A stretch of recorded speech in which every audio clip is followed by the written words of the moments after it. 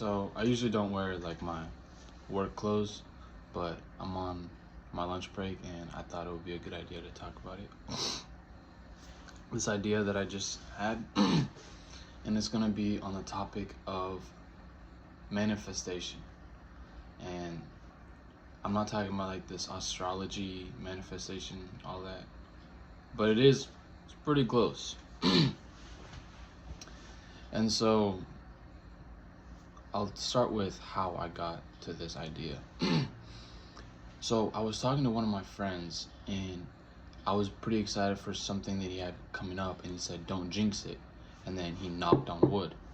And I I I don't know, I kind of like thought about it a little bit more afterward, and I was like, "Dang.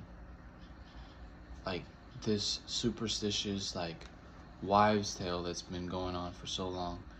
He just does it without knowing why he does it." And so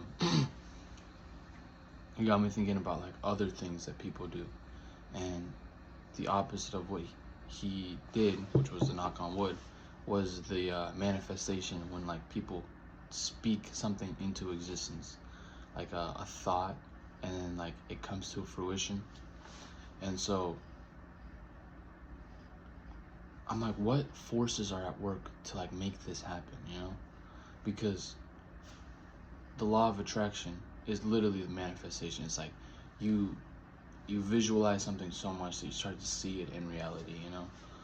And then there's an opposite law, which is Murphy's Law, which states that anything bad that can happen will happen. And so I'm like, okay, two things exist and they both contradict each other. And yet there's still things that people believe in to this day. And so I want to find a basis for my understanding of what I believe. What do I believe, you know?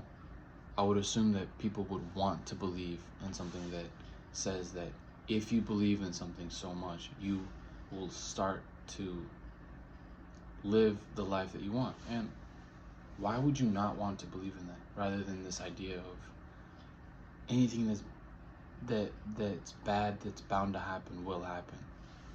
I don't know.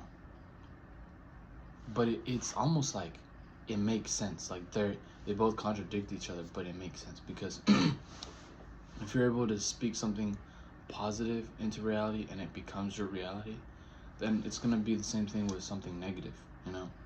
If you think of only negative things, then that negative thing that's bound to happen will happen because you keep thinking about it. And so people get so worried about this idea of like, oh my goodness, what can I control? You know, like there's those therapy methods where it's like, okay, is it out of your control or is it in your control?